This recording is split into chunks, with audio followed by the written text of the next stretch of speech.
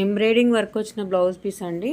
2 sides 4 inches వరకు plain cloth అయితే ఇచ్చిండ్రు. నేను 1 సైడ్ ఏమో హ్యాండ్స్ కట్ చేసుకున్నా. హ్యాండ్స్ తర్వాత body part front back shape belt అనేటి రెడీ చేసి పెట్టుకున్నా. అయితే ఇవి ఐరన్ చేయాలి. టోటల్గా కట్ వర్క్ బ్లౌజ్ అయితే స్టిచ్ చేయాలి.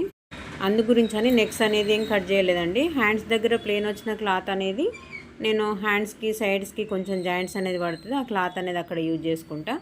ఇంకో పీస్ వచ్చేసి ఇలా క్రాస్గా వచ్చింది కదండి, ఇది ఎంబ్రాయిడింగ్ వర్క్. దాంట్లో నుంచి డోరీ మనము తీస్తే మాత్రం అసలు ఫల్టాయిస్తే సరిగా రాదు. కస్టమర్ ఏమన్నారంటే ఖచ్చితంగా నాకు డోరీ అయితే కంపల్సరీ కావాలని చెప్పిండ్రు.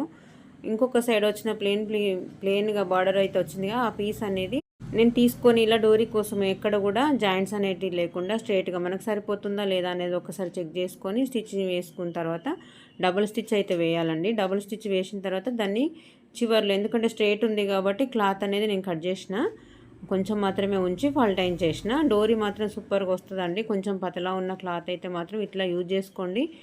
మనకి డోరీ కంపల్సరీ అన్నప్పుడు టిప్ యూజ్ అవుతుందని